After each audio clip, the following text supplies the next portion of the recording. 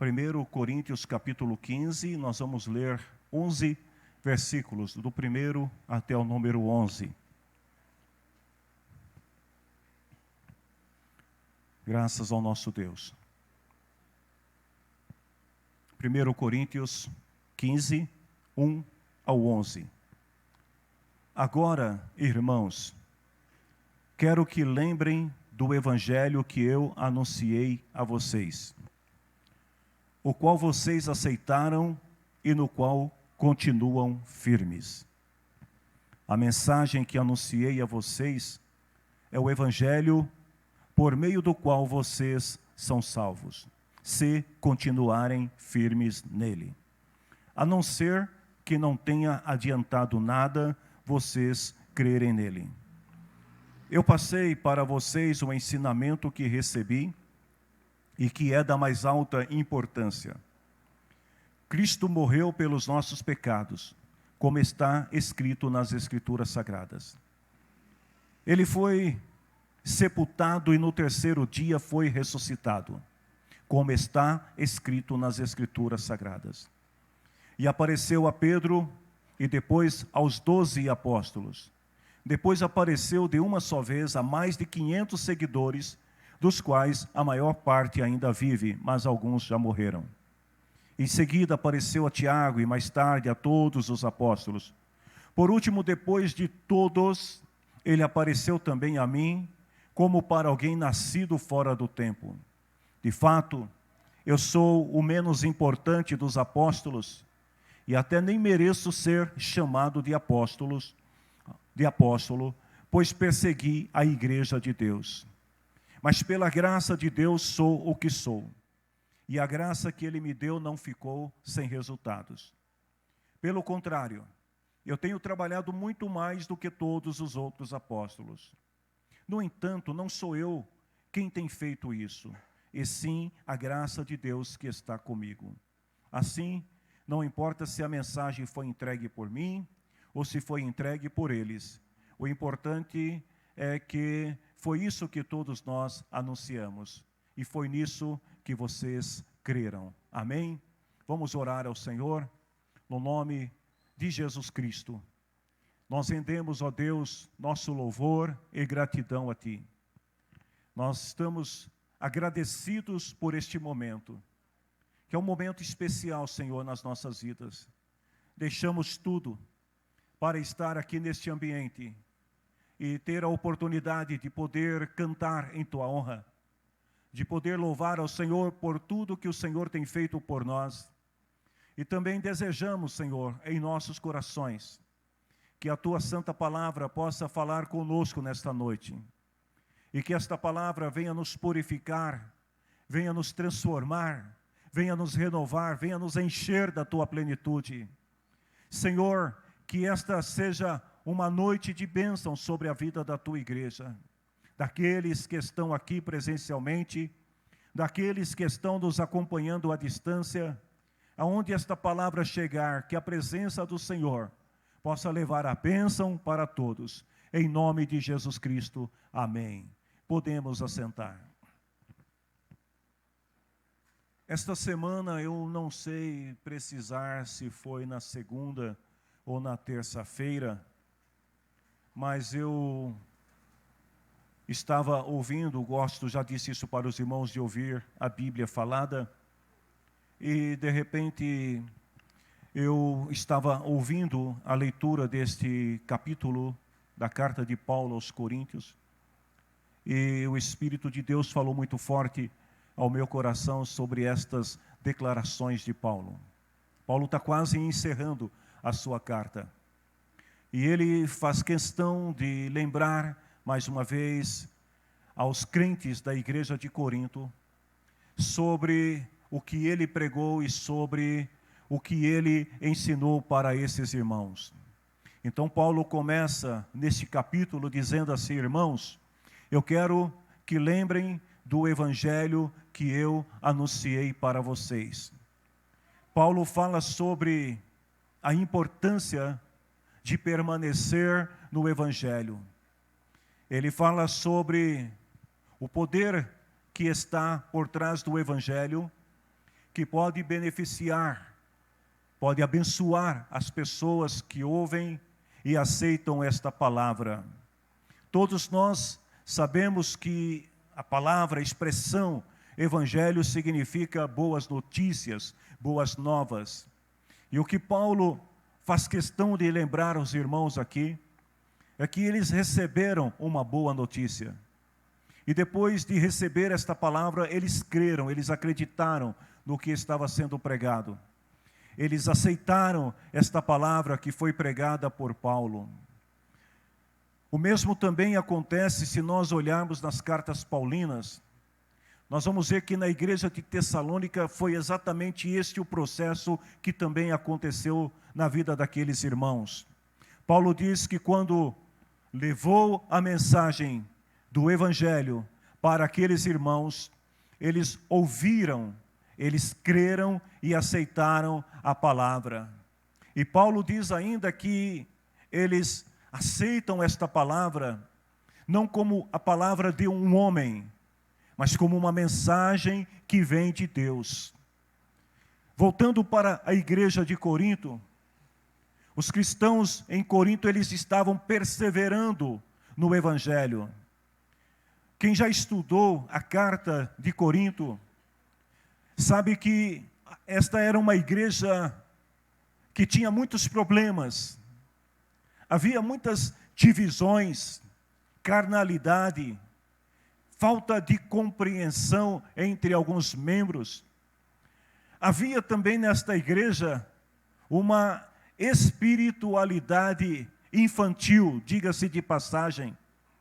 Mas mesmo diante de todos os problemas que faziam parte daquela comunidade, o que chama a atenção de Paulo é que estes irmãos estavam perseverando no Evangelho, na mensagem que eles receberam por parte dos apóstolos. Paulo faz questão de dizer isso, de elogiar esta perseverança desses irmãos, porque isso não foi o que aconteceu, por exemplo, na igreja da Galácia, quando Paulo escreve para os irmãos lá em Gálatas 1:6 e fala assim: irmãos, eu estou muito admirado com vocês.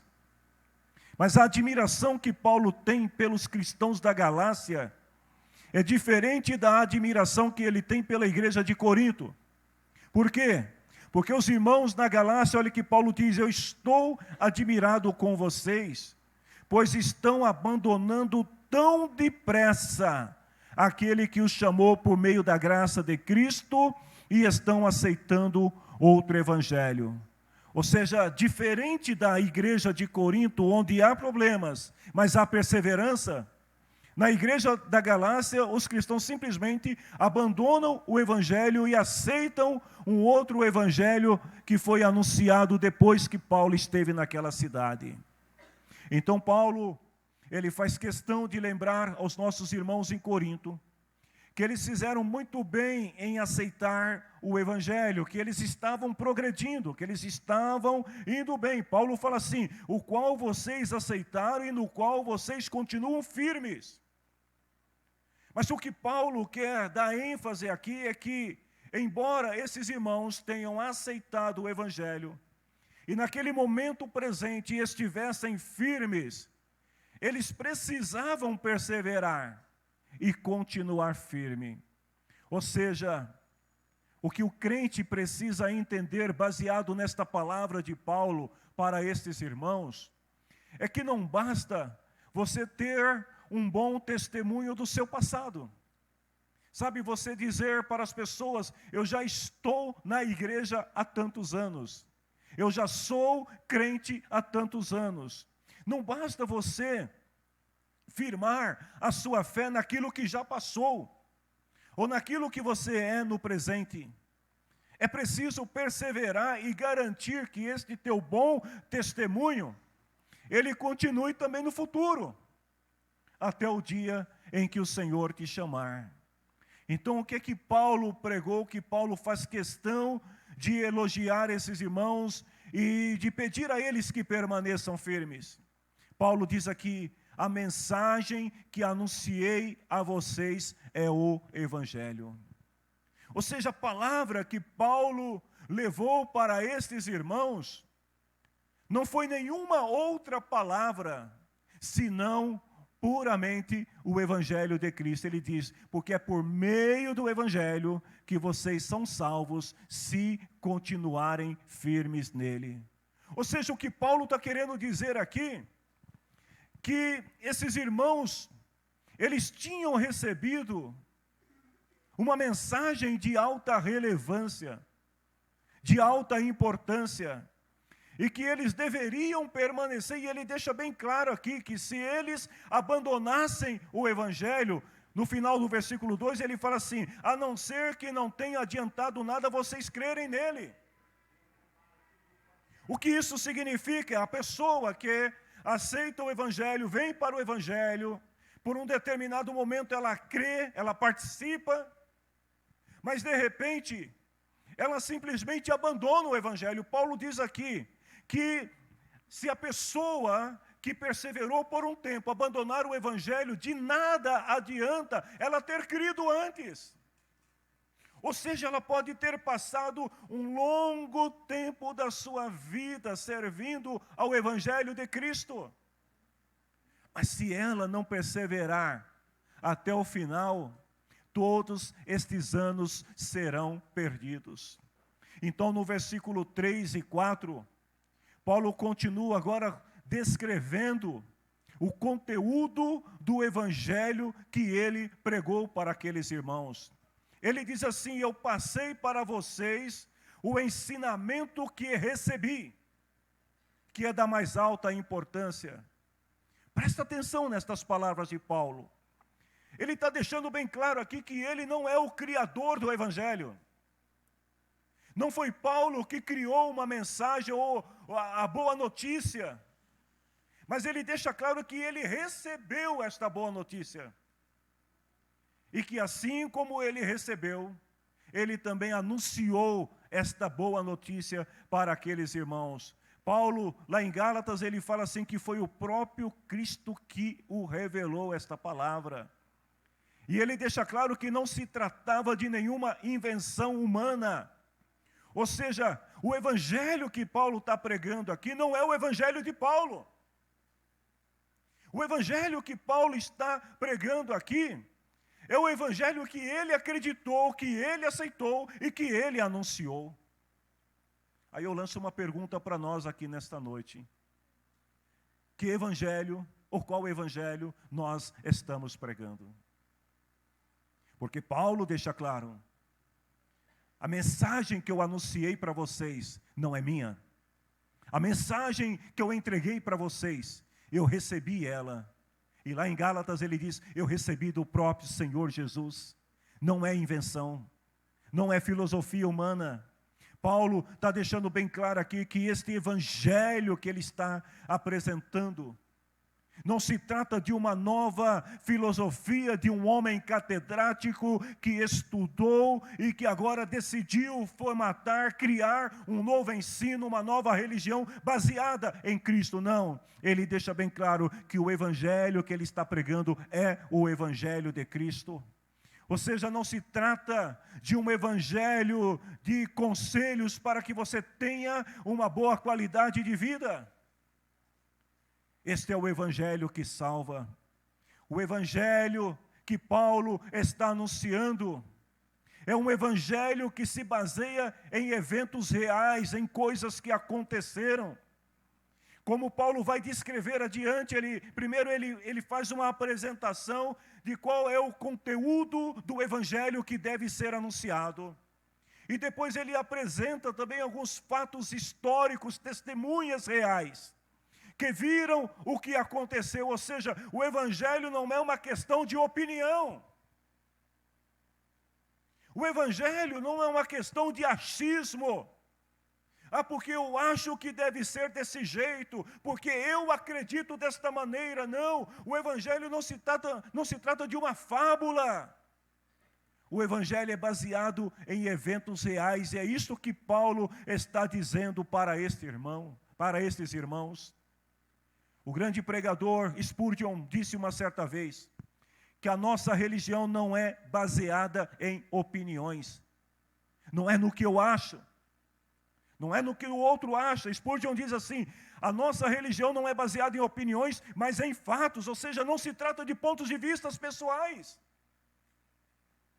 mas se trata de uma revelação dada pelo próprio Deus encarnado na figura humana, Jesus Cristo, que foi passado para os apóstolos e dos apóstolos para os pais da igreja. E estes fatos foram registrados para que pudessem chegar até nós na sua forma original.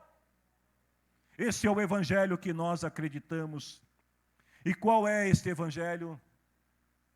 Paulo começa dizendo: o conteúdo, a base, o cerne que envolve o evangelho é que Cristo morreu pelos nossos pecados, como está escrito nas Escrituras Sagradas, ou seja, é um evento que já tinha sido anunciado anteriormente pelos profetas, e Paulo faz questão de dizer para os seus interlocutores: olha, o que eu estou dizendo para vocês é que Cristo morreu pelos nossos pecados, e está escrito nas Escrituras Sagradas. Ele foi sepultado, no terceiro dia ressuscitou, como está escrito nas Escrituras Sagradas. Esta é a mensagem central do evangelho. Nós estamos aqui falando deste momento, e milhares de pessoas estão neste exato momento também reunidos em locais que denominamos de templos, onde as pessoas estão falando do evangelho. Mas a pergunta que fica é: qual o evangelho que está sendo pregado? Porque a essência do evangelho que Paulo anunciou, que Cristo ensinou para os seus discípulos e que chegou até nós, é o evangelho do Cristo que morreu, foi sepultado, ressuscitou. Um dia esse Cristo vai voltar. Esta é a palavra que deve ser pregada. Como foi que Jesus morreu? Um certo escritor disse que a sua morte na cruz foi cruel. Foi uma forma de tortura projetada para produzir uma morte lenta com o máximo de dor e sofrimento. Como é que Jesus foi crucificado? Eu vou ler o que diz esse historiador. Ele fala o seguinte, que as costas da vítima eram rasgadas com um chicote. Jesus tomou 39 chicoteadas em suas costas. 39. A sua carne se rasgou. Em seguida, diz ele, a coagulação do sangue rasgava a carne novamente quando a roupa da vítima fosse arrancada. Depois, quando a vítima era jogada ao chão, para que as suas mãos fossem pregadas na cruz, as feridas voltavam a rasgar e se contaminavam com a sujeira. Este é o sofrimento de Jesus. Então, enquanto era pendurado na cruz, a cada respiração, as feridas dolorosas se esfregavam contra a madeira díspera da viga vertical e pioravam ainda mais. Você consegue imaginar o quanto ele sofreu por mim e por você? É esta verdade que Paulo está dizendo para aqueles irmãos. Irmãos, eu quero que vocês lembrem disso. Eu quero que vocês lembrem todas as vezes que vocês estão reunidos para prestar o culto a Deus, que isto somente foi possível, se tornou possível, porque Jesus passou por tudo isso, por mim e por você. O que é que Paulo estava dizendo quando ele fala que Cristo morreu pelos nossos pecados? Alguém vai dizer assim: muitos homens, muitas mulheres ao longo da história da humanidade também morreram por causas justas. Mas qual é a diferença entre a morte de Jesus e a morte de outros mártires da história da humanidade? Qual é a relação que existe quando Paulo diz assim: Cristo morreu pelos nossos pecados? Vejam bem, a Bíblia, ela descreve que em momento algum antes de morrer, preste atenção, em momento algum antes de Jesus morrer, antes que o véu do templo se rasgasse, antes que Jesus dissesse as últimas palavras, está consumado, aconteceu algo incrível no mundo espiritual. Foi uma transação espiritual, onde Deus, o Pai, Ele coloca sobre Jesus a nossa culpa, a ira que o nosso pecado merecia. Deus pega tudo isso e coloca sobre Jesus. E Jesus assume a nossa culpa, satisfazendo plenamente a ira de Deus que estava sobre nós. Ela cai sobre Jesus. Esta é a diferença da morte de Jesus.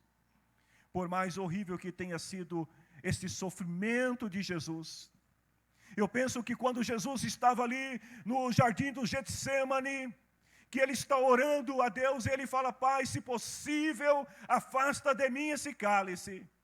Embora muitos historiadores dizem que Jesus estava prevendo a dor, o sofrimento que ele teria na cruz, mas eu penso que o sofrimento maior que Jesus estava sentindo naquele momento era um sofrimento espiritual.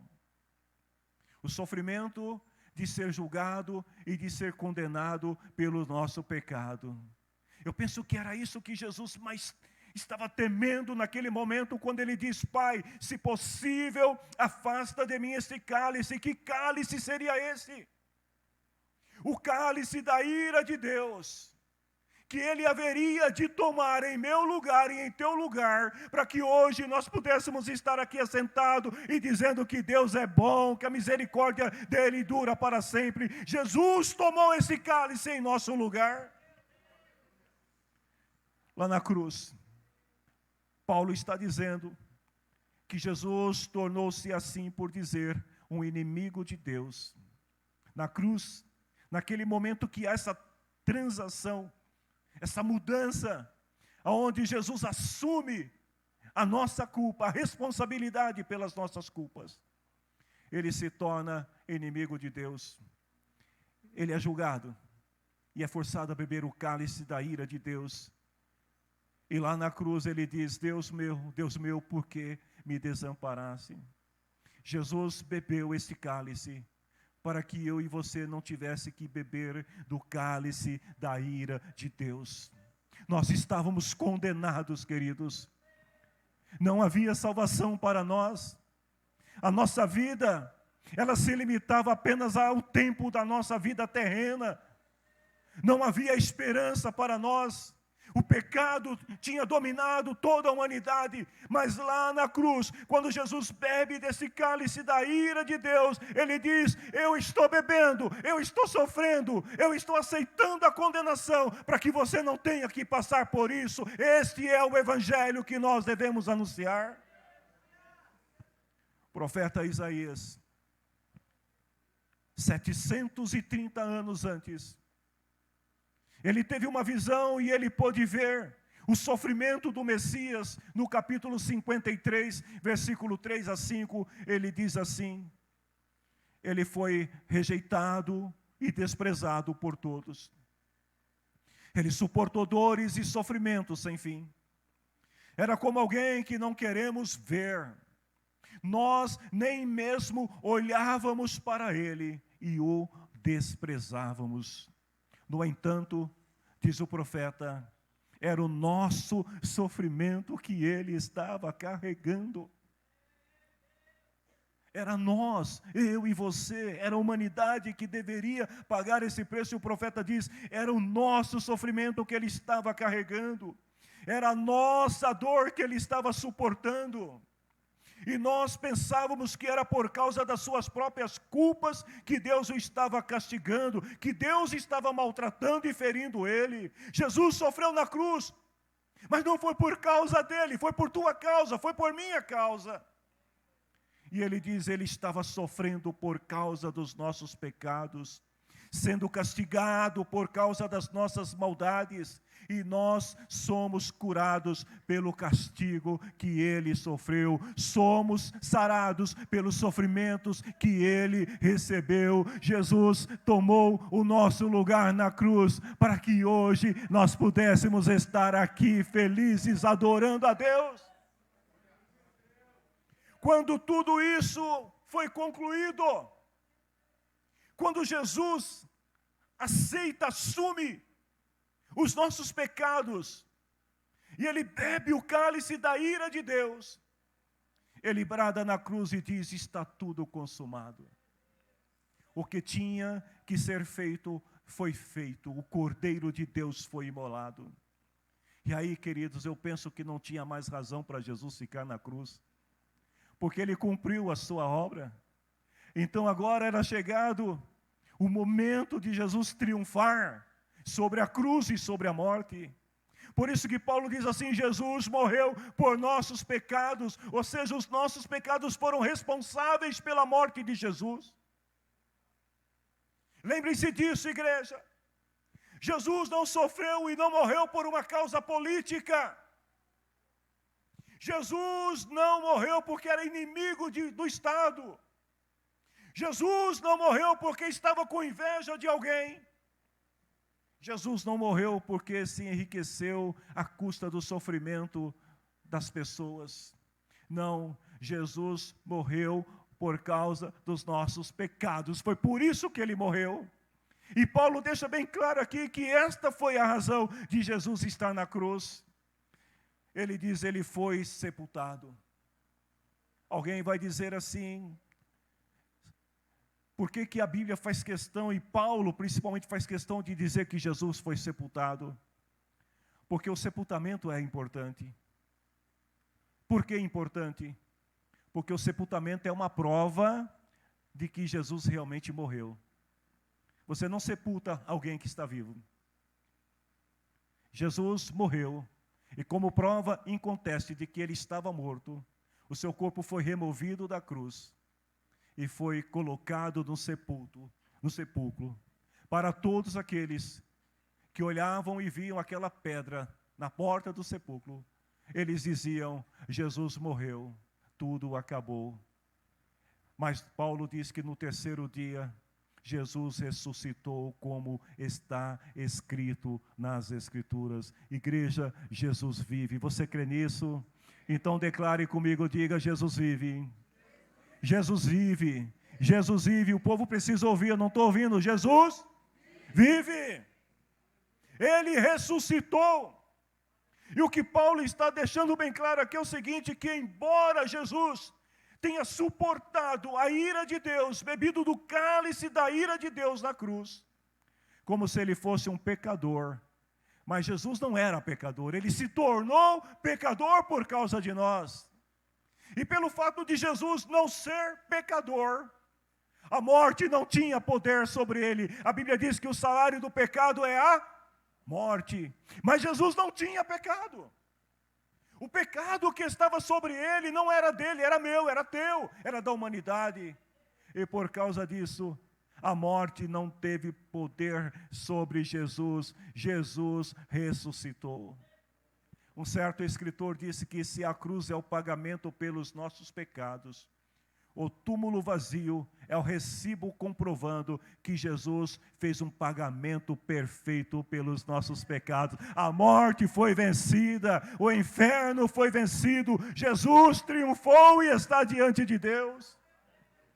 Na cruz o pecado é derrotado, porque quando Jesus, Ele assume o nosso pecado, Ele não sucumbe, o pecado não tem poder sobre Jesus, porque nele, propriamente dito, não havia pecado, o pecado era meu e era teu. A morte, sepultamento e ressurreição de Jesus, Paulo deixa bem claro, aconteceu de acordo com as Escrituras, ou seja, não era uma ideia, Paulo não estava criando uma ideia baseada na vida de Jesus. Paulo estava dizendo algo que já tinha sido planejado desde a eternidade. Quem vem na escola dominical está aprendendo muito sobre isso. Deus já tinha planejado desde a eternidade, já tinha declarado através dos profetas que Jesus viria, mas a morte não teria poder sobre ele. No versículo 5 até o versículo 8, Paulo traz o depoimento de algumas testemunhas que viram Jesus ressurreto. E é interessante que o testemunho destas pessoas que viram Jesus, ele é convincente. Por que convincente? Porque as pessoas que viram Jesus depois da sua morte, elas foram transformadas por Jesus. Os apóstolos que viram Jesus, eles não temiam a morte. Eles se sentiam honrados quando eram levados para a morte, porque eles viram o poder de Jesus sobre a morte. E eles acreditavam que o mesmo Jesus que triunfou sobre a morte, também haveria de dar a eles o triunfo sobre a morte. Paulo continua no versículo 9 até o versículo 11. E ele fala aqui sobre o seu testemunho da graça de Deus. E este é o ponto principal onde Paulo queria chegar para aqueles irmãos. Depois ele fazer uma apresentação do que é o Evangelho, que deve ser anunciado. Se alguém estiver anunciando outro Evangelho, Paulo vai dizer lá em Gálatas que este é um Evangelho estranho. Não é um Evangelho verdadeiro, porque a base do Evangelho de Jesus Cristo é esse. Jesus veio, Jesus morreu, Jesus foi sepultado, Jesus ressuscitou e Ele prometeu que vai voltar. Esse é o Evangelho. Todas as outras coisas que nós pregamos, que não se baseia nisto, são apenas acessórios, mas não são a base firme do Evangelho. Por isso que muitas pessoas às vezes se desencantam com o Evangelho, porque eles vão à igreja, eles aceitam Cristo que abre porta de empregos, eles aceitam Cristo que cura enfermos, eles aceitam Cristo que resolve problemas no casamento, eles aceitam Cristo que resolve problema dentro da família, eles aceitam um Cristo que torna a sua vida materialmente bem-sucedida. Mas eles não conhecem o verdadeiro Evangelho de Cristo. O Cristo que morreu, o Cristo que ressuscitou. Paulo está deixando bem claro aqui, irmãos, esta é a base. Se você vai à igreja, se você se diz cristão, mas você não crê nesta verdade, Paulo diz, então vocês perderam tempo, porque esta é a base do Evangelho. Paulo diz no versículo 9, eu sou menos importante dos apóstolos, e até nem mereço ser chamado de apóstolo, pois persegui a igreja de Deus. É interessante que, embora Paulo entendesse que ele deveria ser respeitado na condição de apóstolo, ele deixa bem claro que ele não estava competindo com os outros apóstolos. Ele se coloca numa posição de humildade. Algumas pessoas até vão dizer assim que Paulo, na verdade, estava querendo mostrar mais orgulho do que humildade, porque às vezes as pessoas dizem, eu sou pequenino, para poder ouvir alguém dizer, você é grande. Às vezes a pessoa diz assim, eu sou tão feinho, só para ouvir os outros dizer, você é lindo. Então, mas Paulo, não é isso que Paulo está fazendo. Quando Paulo diz, eu sou o menor, o menos importante, na verdade Paulo estava falando sério. Ele se considerava o menor dos apóstolos, e ele deixa bem claro o porquê que ele se considera o menor. Ele diz, eu perseguia a igreja de Deus. Então, quando Paulo olha para o seu passado, e ele vê a condição espiritual miserável que ele se encontrava, e agora, o privilégio que ele teve de se tornar um apóstolo, ele fala, gente, eu não posso de maneira alguma querer me tornar maior do que os outros, que andaram com Jesus, que caminharam com Jesus. Eu sou o menor dos apóstolos. Paulo, ele sente aqui, que os seus pecados praticados antes, foram responsáveis pela morte, pela prisão, pelo sofrimento de muitos cristãos. Então Paulo diz assim, eu sou o menor dos apóstolos, porque eu perseguia a igreja de Deus. Mas aí, olha que coisa linda que Paulo diz, essa frase de Paulo, ela tocou assim como uma flecha, sabe, que acerta o alvo, ela tocou no meu coração, e eu creio que ela vai tocar também no seu coração. Paulo diz assim, pela graça de Deus, sou o que sou. É muito profundo essa declaração de Paulo, porque ao mesmo tempo que ele diz assim, olha, eu sou o menor dos apóstolos, mas pela graça de Deus, eu sou o que sou. Ou seja, Paulo está dando aqui a graça de Deus todo o crédito pela sua mudança de vida. Paulo não está dizendo aqui, olha, eu me tornei apóstolo pelos meus méritos. Eu me tornei apóstolo porque eu estudei na escola de Gamaliel, porque eu conheço a história, porque eu sou isso ou aquilo outro. Não, Paulo está dizendo aqui, olha, pela graça de Deus. Ei, é pela graça de Deus que você é o que você é. Se você é pastor, se você é cantor, se você é evangelista, se você é diácono, se você faz isso ou faz aquilo outro na igreja de Deus, lembre-se disso, é pela graça de Deus que você é. Paulo estava deixando bem claro que ele era agora uma pessoa transformada, que a transformação nele se deu por completo, não porque ele, por sua própria força, conseguiu alcançar este estágio espiritual, mas foi porque a graça de Deus estava sobre ele. A graça que nos salva, queridos, é a graça que nos transforma. A graça mudou a vida de Paulo. E eu te pergunto nesta noite, a graça de Deus tem mudado a sua vida?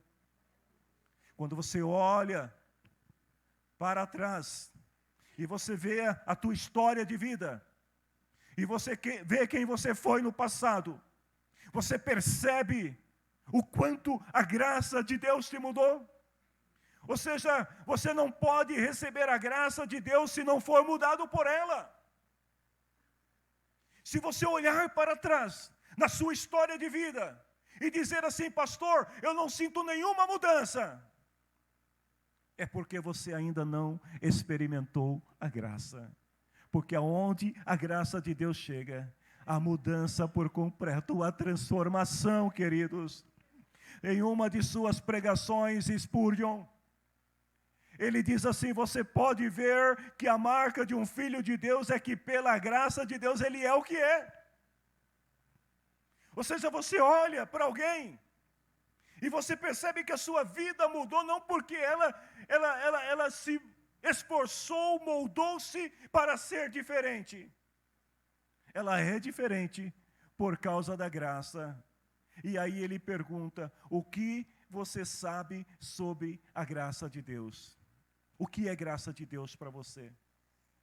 Alguém vai dizer assim, de vez em quando eu vou lá na igreja para adorar a Deus.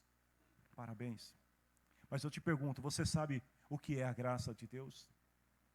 Alguém vai dizer assim, eu tenho um ministério, eu sou líder, eu sou obreiro, eu canto, eu participo de um ministério na igreja. Parabéns, mas você sabe o que é a graça de Deus? Alguém vai dizer assim, olha, eu sou uma pessoa boa, honesta, faço tudo certinho, não devo nada para ninguém, sou uma pessoa respeitável, mas eu te pergunto, você conhece a graça de Deus? O que você sabe sobre a graça de Deus? Queridos, pela graça de Deus, não somos apenas o que somos, mas permanecemos como somos. Porque a pessoa que tenta ser, mas não tem graça, ela não resiste ao poder do pecado, e cedo ou tarde ela cai. Mas aquele que tem a graça, a palavra de Deus diz, onde abundou o pecado, superabundou a graça de Deus, e quem tem a graça de Deus, permanece como é, porque o pecado não vai ter poder sobre ela. Nós estaríamos arruinados, e condenados há muito tempo, condenados por nós mesmos. Eu vou repetir, nós estaríamos condenados por nós mesmos, não é pelo outro, mas é pelo que nós somos, se Cristo não tivesse nos sustentado por sua graça. Oh, queridos, que graça maravilhosa é essa? Eu penso que a gente deveria dar um glória a Deus bem alto aí, sei lá, aplaudir, bater o pé e dizer, Deus, muito obrigado pela sua graça.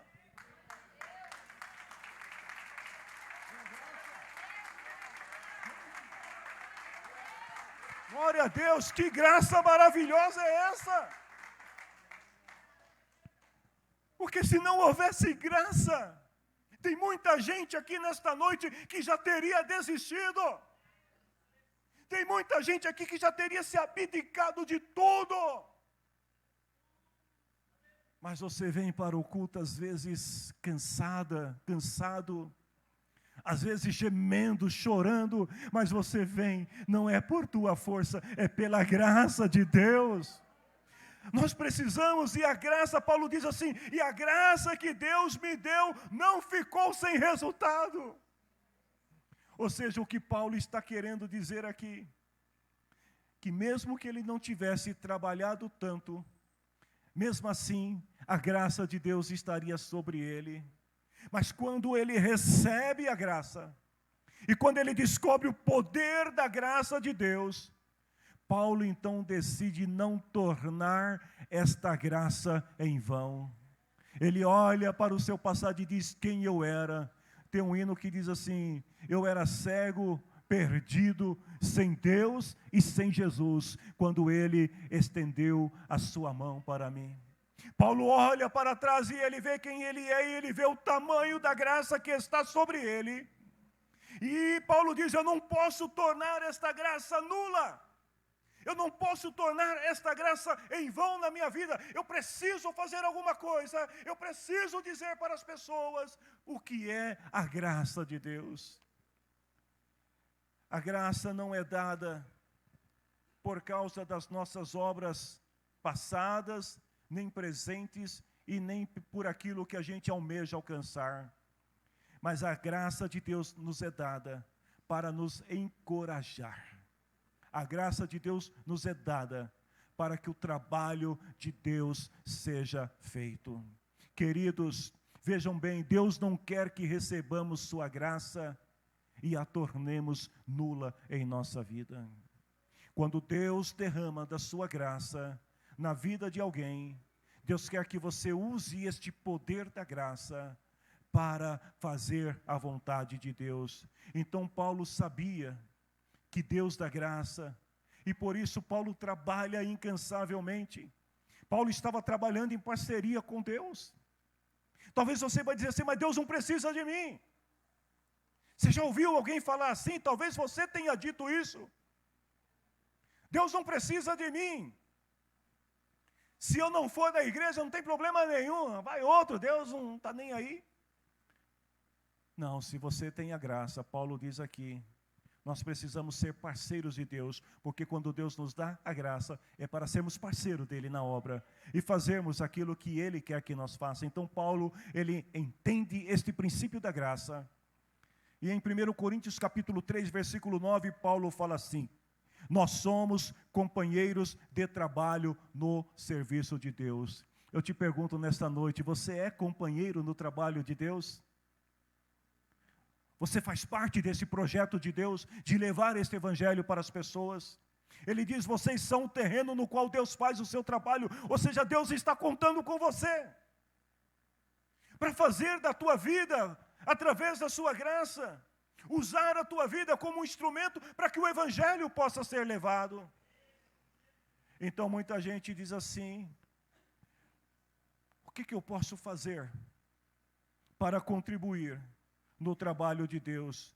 Vejam bem, você pode fazer muita coisa, porque você é o terreno onde Deus deseja construir, realizar o seu trabalho. A gente canta um coro que diz assim, né? Faz de mim, Senhor, um vaso novo, quebra minha vida, transforma.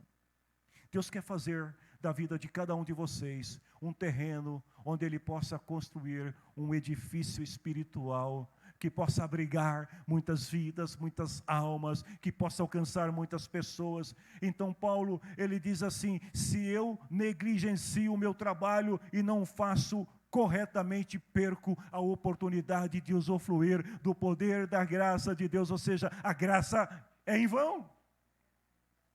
Deus deu graça para você, mas se você não permitir que Deus trabalhe neste teu terreno, que é o teu coração, que é a tua vida, para promover o que Ele quer fazer, esta graça não terá sentido na sua vida. E lá em 1 Coríntios 6:1, Paulo fala assim, irmãos, eu peço que não recebamos a graça de Deus em vão. Ou seja, não negligencie a graça de Deus que está sobre a sua vida. Ele diz, nós como companheiros de trabalho no serviço de Deus. pedimos o seguinte: não deixem que fiquem sem proveito a graça de Deus, a qual vocês receberam. Deixa eu te dizer uma coisa, Deus te deu graça. A graça de Deus está sobre a tua vida. Alguns, pela sua condição no passado, receberam uma graça mais abundante que outros. Mas eu te pergunto, o que você está fazendo com esta graça? Olha o que Paulo diz: pelo contrário, eu tenho trabalhado muito mais do que todos os outros apóstolos. Paulo não está dizendo isso porque ele quer se vangloriar e dizer: eu estou fazendo mais do que Pedro, eu estou fazendo mais do que Tiago, mais do que João. Não, na verdade, Paulo não tem vergonha de dizer que trabalhou mais do que os outros. Isso é ser sincero. Porque às vezes, existem aquelas pessoas que você pergunta para ela: irmão, mas você está trabalhando muito, você está fazendo muito. Não, irmão, é Deus que está fazendo, é você que está fazendo, irmão. Não seja demagogo. Reconheça, você está trabalhando muito. Paulo diz aqui: eu estou fazendo mais do que os outros. E vejam bem que Paulo diz assim: no entanto, primeiro ele fala: eu estou trabalhando mais do que os outros. No entanto, não sou eu que tenho feito isso. É a graça de Deus. O que Paulo está querendo dizer? Que Paulo é honesto. E ao mesmo tempo ele é humilde para dizer: eu estou trabalhando mais que os outros. Mas isso não é mérito meu. Isso é mérito da graça de Deus que está sobre mim. Sabe o que isso significa, irmãos? Que o crente, quanto mais ativo, quanto mais ele trabalha, significa que mais graça ele tem sobre a sua vida. Você quer ter mais graça de Deus sobre a tua vida? Então seja como Paulo. Trabalhe mais, faça mais. Eu penso que se Paulo estivesse aqui, sexta-feira, eu disse para os irmãos que se Paulo estivesse na nossa reunião de oração, ele ia dizer: mas aí, se você quiser saber, vem na próxima reunião de oração. Mas agora outra coisa. Se alguém chegasse para Paulo e falasse assim: Paulo, você tem trabalhado muito como apóstolo? Você sabe o que Paulo iria dizer? Sim, eu tenho trabalhado muito. Paulo não ia dizer assim: não, irmão, não estou fazendo nada não. Porque às vezes tem pessoa que fala assim, né? Não estou fazendo nada. Aí o pastor vai dar mais trabalho, né? Já que não está fazendo nada. Aí depois: eu estou muito carregado. Paulo não mente. Paulo fala: não, estou cansado. Estou por aqui, ó. Estou fazendo muito. Mas eu estou fazendo não porque eu posso.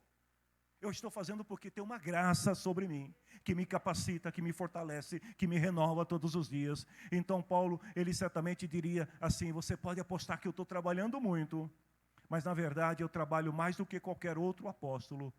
Não porque quero, não porque posso, mas porque a graça está sobre mim. Paulo termina dizendo assim: não importa se a mensagem foi entregue por mim ou se foi entregue por eles. O que Paulo está querendo dizer é o seguinte: os apóstolos receberam a mesma graça que eu, mas eles estão fazendo o mesmo. Eu não quero perder nada desta graça, eu quero transbordar esta graça na vida de outros. Ele diz assim: o importante é que foi isso que todos nós anunciamos e foi isso que vocês creram. Ou seja, quer Paulo ou algum dos apóstolos, não importa quem estava fazendo, o importante é que o evangelho estava sendo anunciado. Irmãos, deixa eu falar uma coisa para vocês. Na igreja, alguns vão trabalhar mais do que outros. Mas não importa se alguns estão trabalhando mais do que o outro. O que importa é que o evangelho seja anunciado. Se você reconhece a graça, mostre-a. Se você tem a graça, demonstre essa graça, trabalhe mais, faça mais. Não porque você é melhor do que os outros, mas porque você tem mais graça. Mas se o teu irmão não tem tanta graça assim, não tem problema.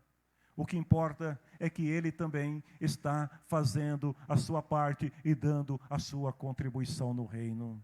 Que ninguém torne a graça de Deus em vão na sua vida. Amém, igreja? Eu quero orar com vocês. A Camille vai cantar uma canção ao Senhor logo após a oração. Eu não sei como Você se encontra diante do Senhor hoje. Mas o que eu espero de cada um de vocês é que nós possamos desfrutar desta graça e torná-la mais rica e abundante em nossas vidas. Vamos nos colocar em pé. Que as pessoas possam ver a graça de Deus na sua vida. Não existe graça se não houver trabalho. Não, anote isso, não existe graça se não houver trabalho. Se nós não fizermos nada, ou nós estamos ignorando a graça, ou não temos a graça. Isso é muito sério. Se nós não estamos fazendo nada para ajudar no reino de Deus, é porque estamos ignorando a graça, ou porque não temos a graça. Porque a graça não é para ficar guardada em nós. A graça é para ser repartida. Porque na medida que você reparte, como uma fonte transbordante, ela vai jorrando mais, ela vai aumentando mais na sua vida. Vamos orar ao Senhor, em nome de Jesus Cristo. Senhor, a Tua palavra tem sido pregada e anunciada aqui nesta noite. E eu te agradeço por este privilégio, por esta graça que nós recebemos, por compreendermos, meu Deus, qual é o centro do Evangelho que devemos anunciar. E rogo para que o Senhor nos conceda graça em abundância, para que nós possamos levar esta palavra de esperança, esta palavra de vida, esta palavra de transformação, de libertação, esta palavra que é como uma luz para os que estão na escuridão, esta palavra que quebra as correntes da maldição, esta palavra, Senhor, que liberta o homem dos seus vícios, esta palavra que transforma o pecador em um homem justificado. Que nós possamos levar esta palavra, Senhor, e alcançar todos aqueles que ainda não conhecem e não usufruíram desta graça que está disponível para todos, em nome de Jesus Cristo. Amém. Assentem e louvem ao Senhor.